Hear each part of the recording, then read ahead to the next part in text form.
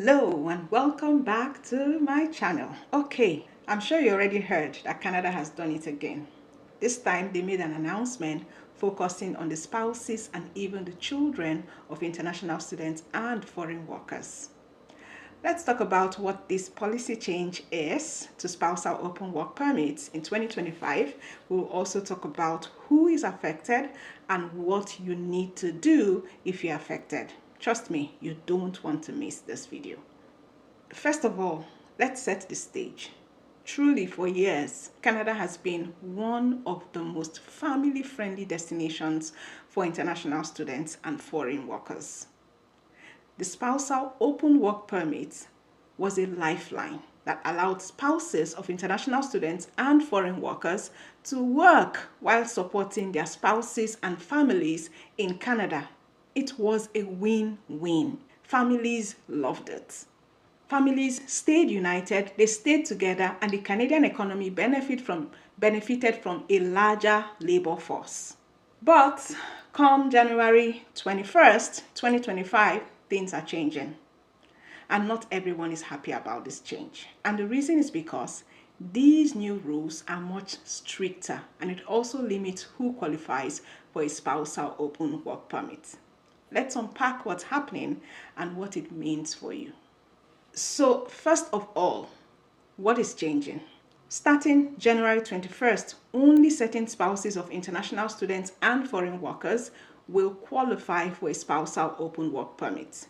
So generally, the spousal open work permit is an open work permit that is given to spouses of these international students and foreign workers and enables them to work full-time anywhere in Canada while their spouse is either studying or working.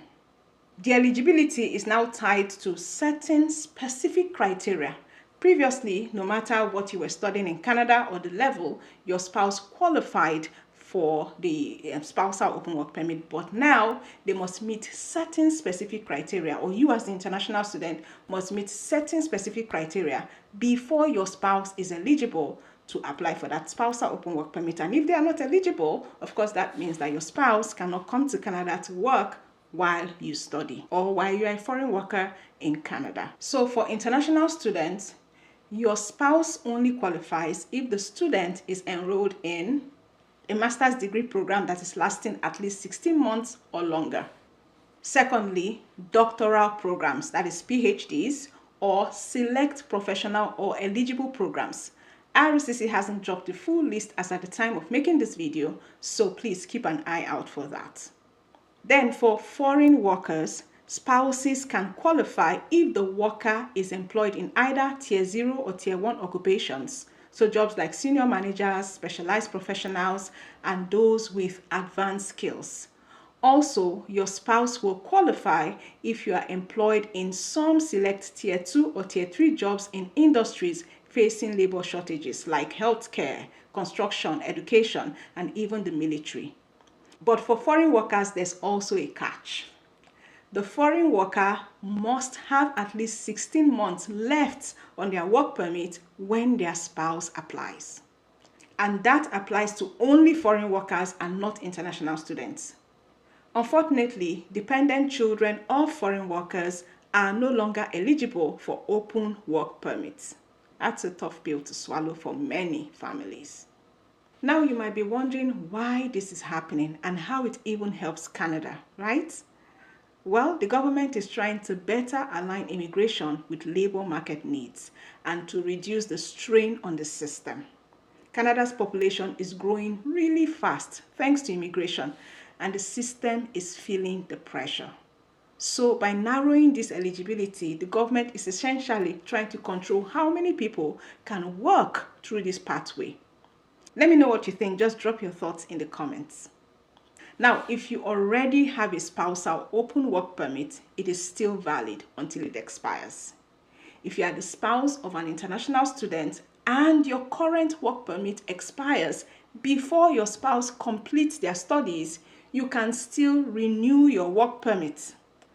Just remember that you will need to meet the same criteria that you originally applied under, and the renewal can go beyond the length of the principal applicant's study or work permit.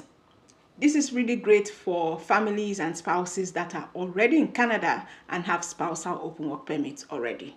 But for new applicants, the road ahead is a lot more narrower and harder. There are exceptions to the rules, of course. Not everyone is affected by these changes. Spouses of workers covered by free trade agreements and those transitioning to permanent residency are not affected. Please note that if you or your family members no longer qualify for a spousal open work permit, you can still apply for other types of work permits for them. This might be a bit harder, but it is still something to consider. If you're affected by this policy change, first and foremost, mark your calendar. It's January 21st. That's when the new rules would start. And that's also when the government will release the full list of eligible programs and occupations. Make sure you bookmark the IRCC website or follow reputable immigration news sources to stay updated. If you're already in Canada or you're planning to come soon, evaluate your timelines. Does your work permit or study permit give you enough time to meet the new requirements? If not, consider applying or renewing before January 21st. This is especially crucial for spouses who have the intention of applying for an open work permit. And most importantly, don't lose hope. Canada offers various work permit options and you might qualify under a different program.